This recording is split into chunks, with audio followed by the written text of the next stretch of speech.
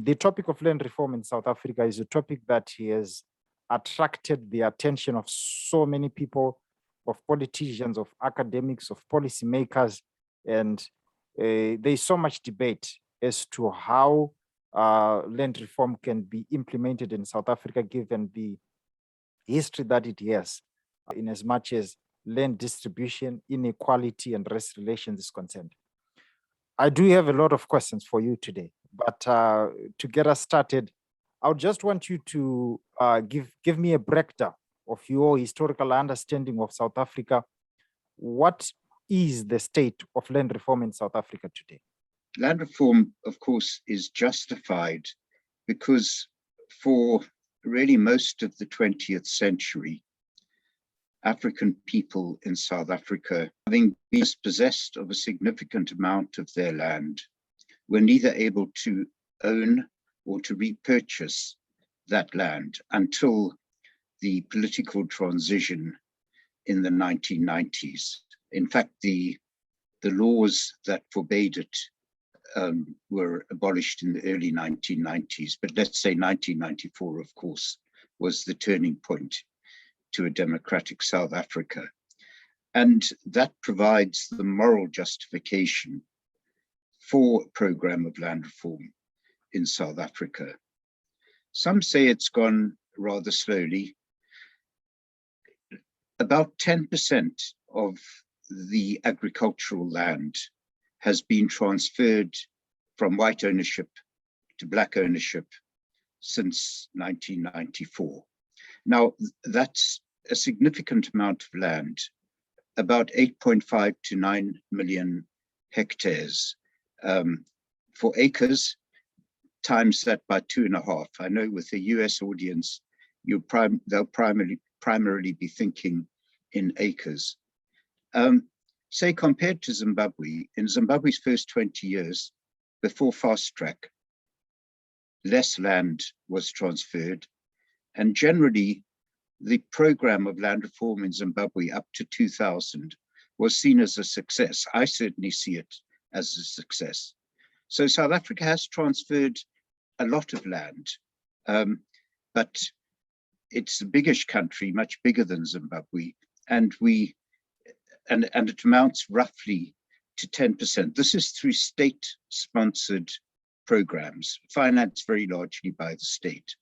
In addition to that, of course, Black people have been free to purchase land since the early 1990s, and it is so difficult to find figures. Let me give an estimate of 5% of the agricultural land. So that's not the whole of the land of South Africa, but of the land seen as agricultural may have been purchased. It may be more. The figures are very uncertain, so I'm just being cautious. To summarize then, roughly Black South Africans held of the agricultural land roughly 15%, 1.5, in 1994, of which, and 10% more has been transferred by government and 5% has been purchased privately. So one could say it's almost certain that Black South Africans hold more than 30% of the land, and much of this is in the wetter eastern half of the country, because a lot of South Africa, as you probably know, is quite arid. The South African government began the land reform process using the willing buyer, willing seller approach, which depended on voluntary market transactions. But however, this approach has been criticized as one of the causes of the slow land transference.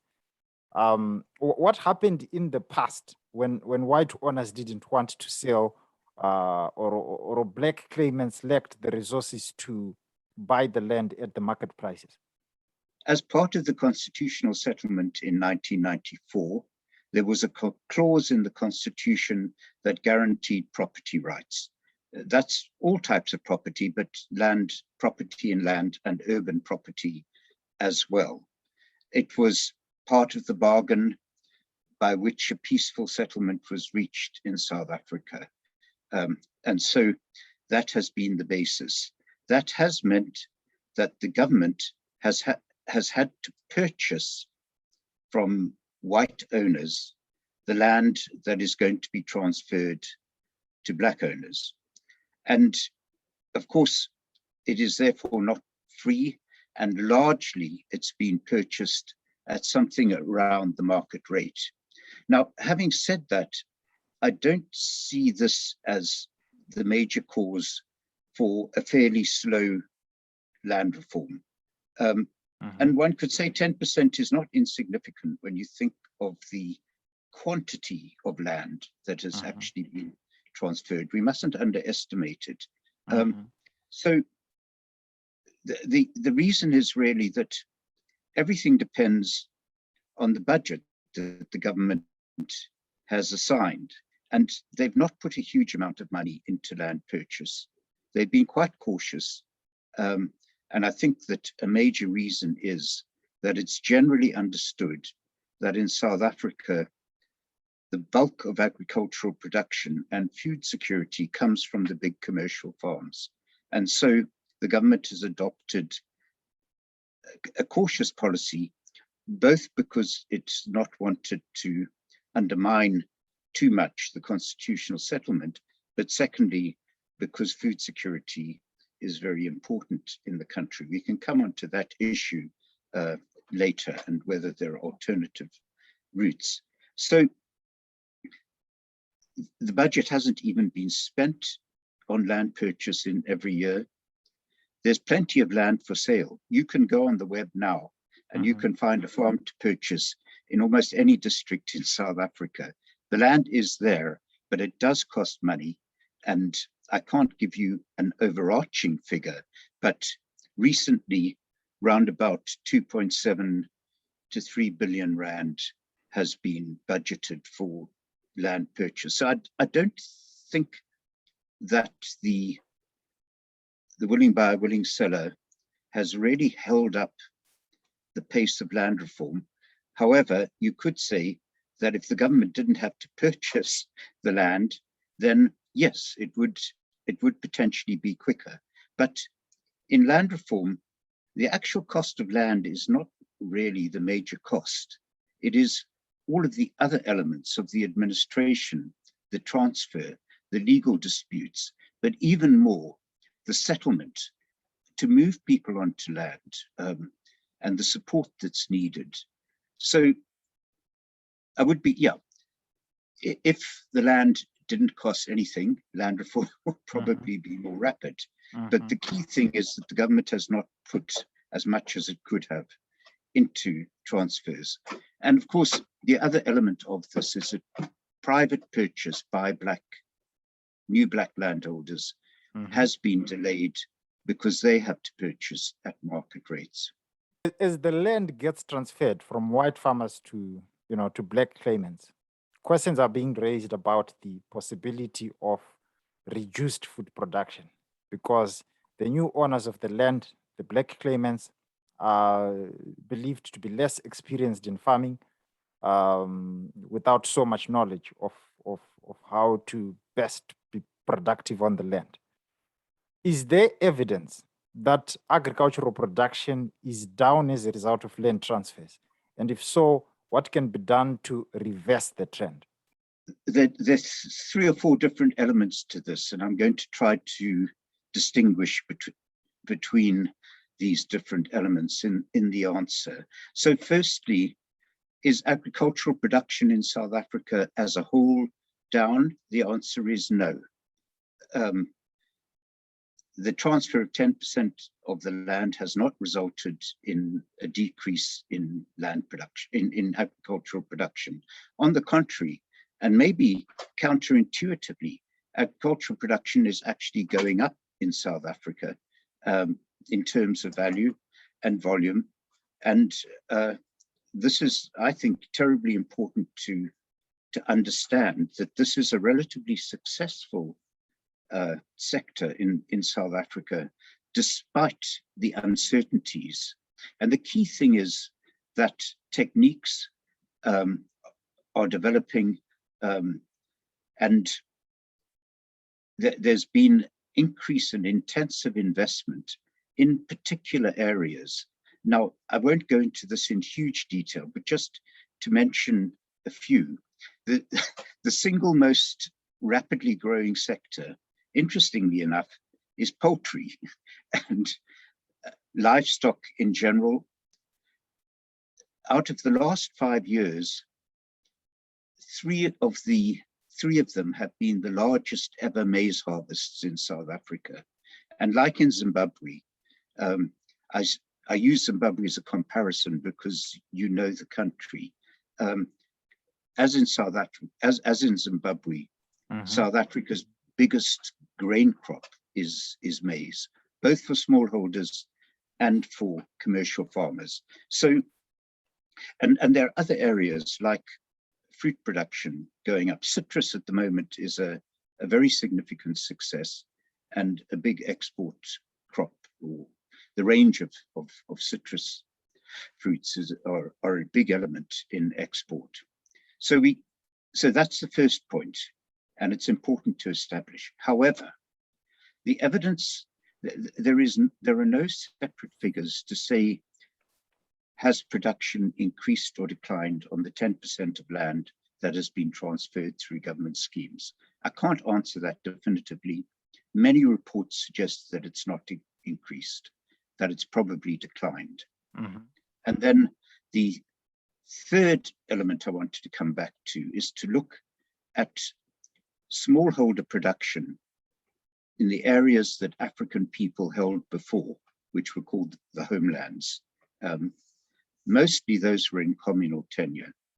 And there the evidence is that grain production has in fact gone down over the last 30 years or so. There's been a tendency to withdraw from arable production by smallholders. It's a complicated process. It's not, the evidence again is uneven. I've done field work in some areas and could describe this in detail. Areas where smallholders are no longer using their arable fields. They are still growing some grain in gardens, but not the bigger arable fields. So this, for me, reinforces a certain caution in approach to land reform, that one should recognize that large farms, commercial farms, capitalist agricultural production is relatively successful in South Africa, even on a global scale.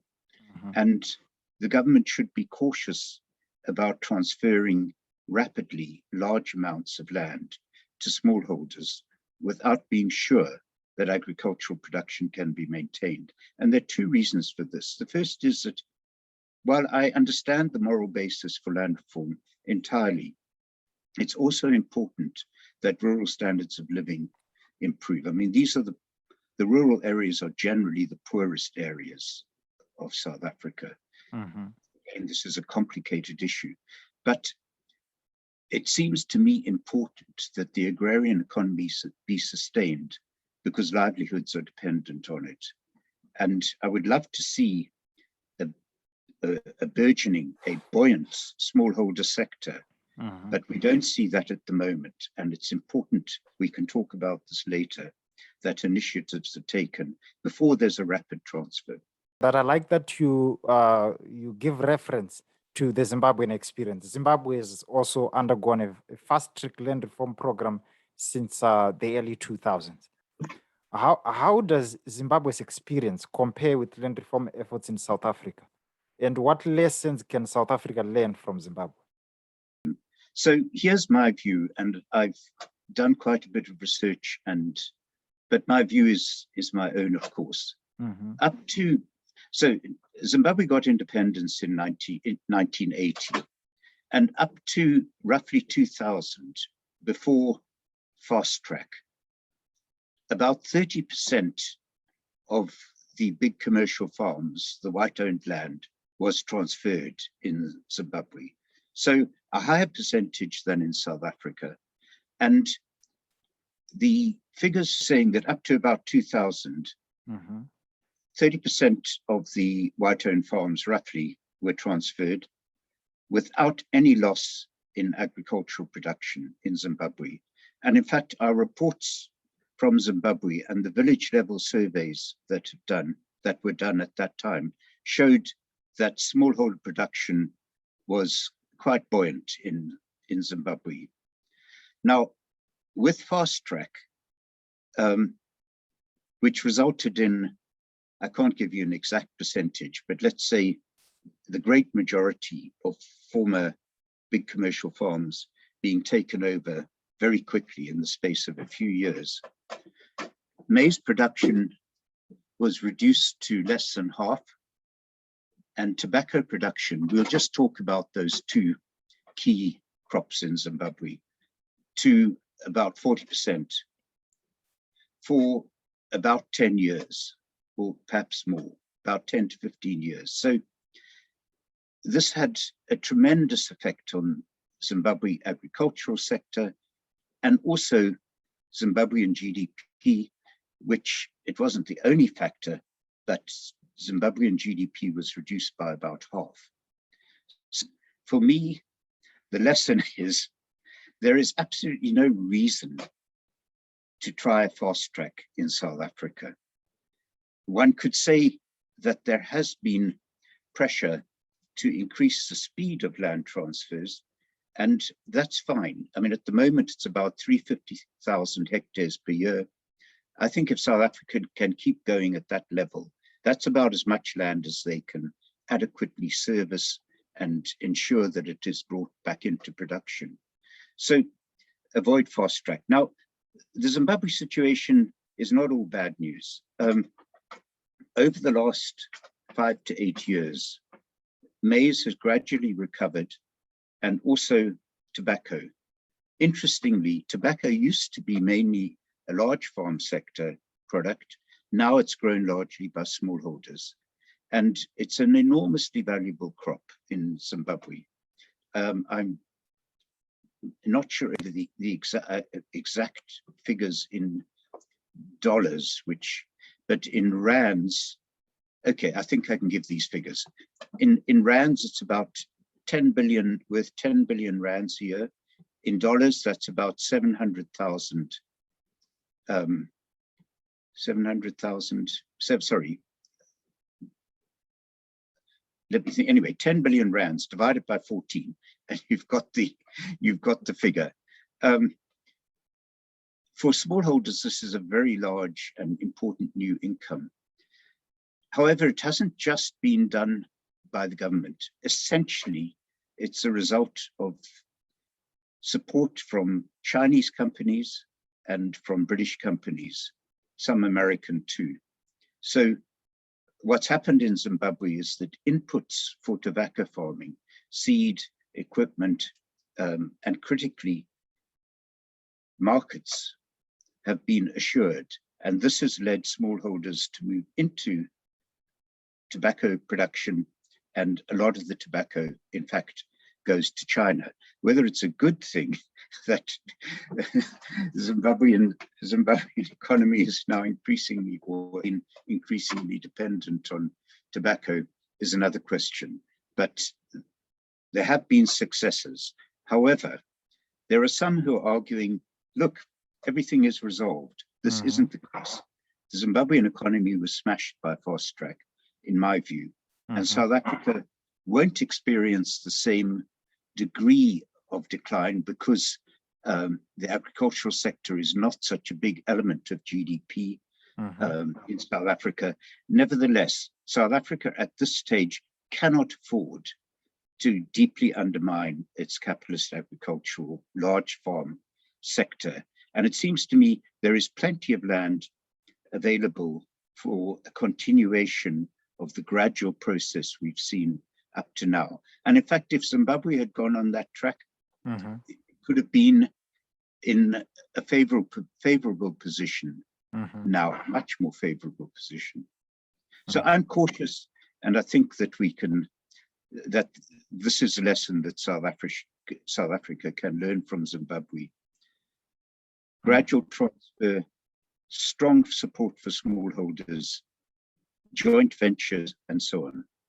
Land reform in South Africa is obviously a complicated issue that is rooted in history, politics, race, economics, and more. And given the current state of the situation, what are some of your recommendations for land reforms as the South African government moves forward? I'm not an agricultural expert. If you're saying how can agricultural production be ensured, and I've made the point that I think that the large farm sector, it no longer needs subsidy. During the apartheid era, it was subsidized, but it does need certainty. And so a cautious approach to land reform should be sustained. As the government indicates, it will, except there's one point that I need to address and I haven't. There's legislation pending at the moment, which will allow expropriation of land without compensation. In other words, this might end the willing buyer, willing seller. Now, again, this is very complicated. The ANC says it wants the powers to do this, but that it doesn't intend to use it widely. And there are certain circumstances where I can see it would be valuable. For example, in South Africa, there's still massive urbanization. And for the government and the local municipalities to secure land on the peripheries of the big cities or even within the cities is very important. And sometimes there I can see that an expropriation is needed. And there's another element around the restitution program, which I can explain more fully if you wish to. Yeah, sure. Should I do that now? Yeah, sure. Please do. Okay. So South African land reform has two main elements. The one is redistribution, which is easy to understand in a way. This just means government subsidies to purchase land from white owners to transfer to black owners, usually to bigger groups. I mean, it won't be on just a one-to-one basis, but generally communities or at least a few individuals will benefit. There's another process called restitution, and restitution is a legal process where communities of black people, African people, communities of African people were forcibly removed from land during the apartheid era in order to try to ensure that black-owned areas or black-occupied areas and white-owned areas were segregated as the apartheid policy dictated. Now, African people have been able to claim that in a process of restitution, and if they can show that their ancestors lived there after 1913 and they were forcibly deprived, they can move back. Now, or they can be re-awarded that land or adequate compensation. Now, in some of those cases where specific land is involved, the white farmers have gone to court and tried to defend their rights as they see them. And in those cases, I think as well, there may be a case for government to have additional powers to ensure that they can get that land, because under the Restitution Act, which is provided for in the Constitution, they should be able to. However, so those are limited. On the whole, I don't think that expropriation without compensation is a good idea. And my major reason for arguing this is that there isn't a shortage of land, really. Small additional budgetary provision can result in more land being purchased. But even more, if all of the existing landowners in the big commercial farms fear that their land could be taken from them for nothing, they will cease to invest. Or let's say they will see the risks of investing as far greater. And as I said, actually, this is a successful agricultural sector, and it should be given certainty. Expropriation without compensation will just increase uncertainty without, in my view, contributing much to the land reform process. So I wanted to get back to that because it also relates to the first point you asked about, and that is willing buyer, willing seller. Is that a problem? There are ways in which it can be improved. And in fact, the Constitution doesn't provide for market prices in the willing buyer, willing seller transactions. It is possible already for the state to pay what is called a just and equitable amount. So these are complicated issues, but market rates are not absolutely required by the Constitution.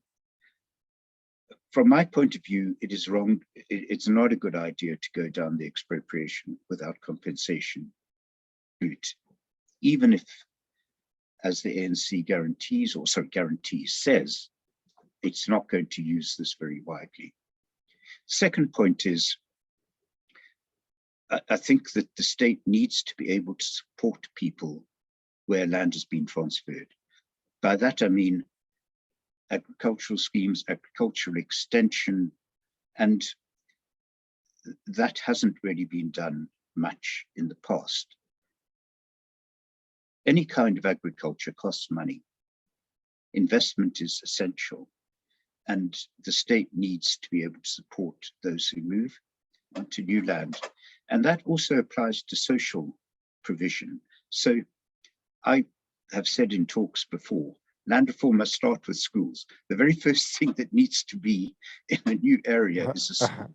Because in almost every country in the world, a decreasing number of people will be able to survive a decreasing proportion of people in the country survive from agriculture. And subdivision of land can't go on forever while production is being maintained.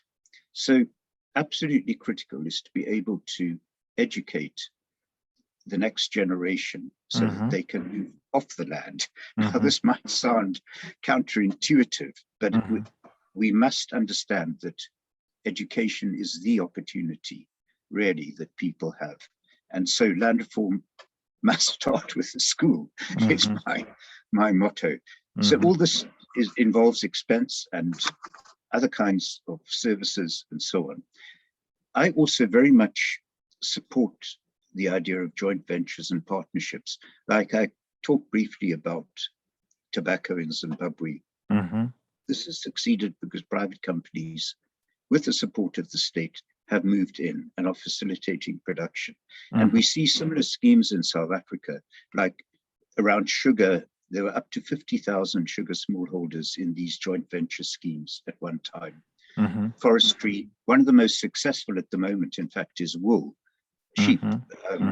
And that sheep can survive on the drier parts of the country as well, to some degree. So there are many other areas where this has been done. Another quite interesting possibility is that, of course, some of the land that's taken over, been transferred, especially up in the north of the country. I don't know if you know South Africa at all, but the province that borders Zimbabwe is called Limpopo. And Limpopo's got a subtropical climate and plenty of water in certain areas. And it's been a very successful, large-scale subtropical fruit and macadamia nut area. And some of the farms that have been transferred with the avocado pear trees, with the macadamia nut trees, and so on, bananas already on them. Now, it's difficult for communities which are getting this land to find the capital and the skills to maintain that production. But in a few cases, there's a particularly good story around a farm called Ravele, which up in this area, where there has been a successful transfer of a large-scale fruit and nut farm. And that seems to me as well another route, joint ventures. So they've got a couple of specialist experts to help manage the farm. And this seems to be working well. It's difficult to find the precise relationship that's going to work. I talk about Ravella because a student of mine did a master's on it a couple of years ago. Oh, and so nice. I've got some idea Some of idea what's of it. going on. Exactly. You And have every reason to know that.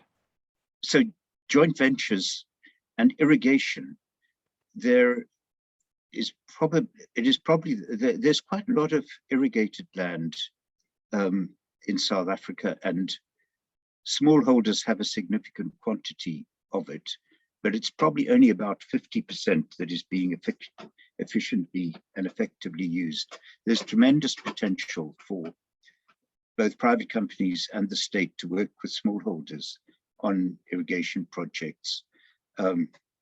So that's important.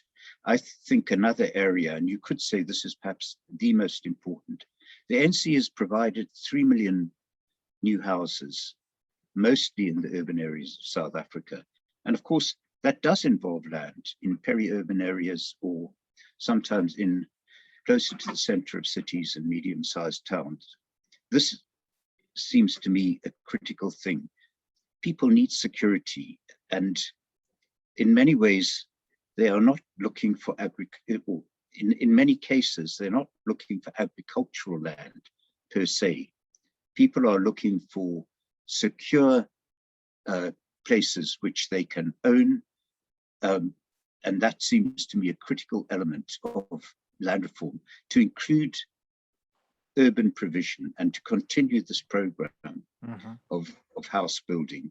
And we must accept that in the future, the great majority of South Africans, it's already perhaps 65 to 70%, will live in urban areas and will be looking for jobs and informal sector opportunities in the urban areas.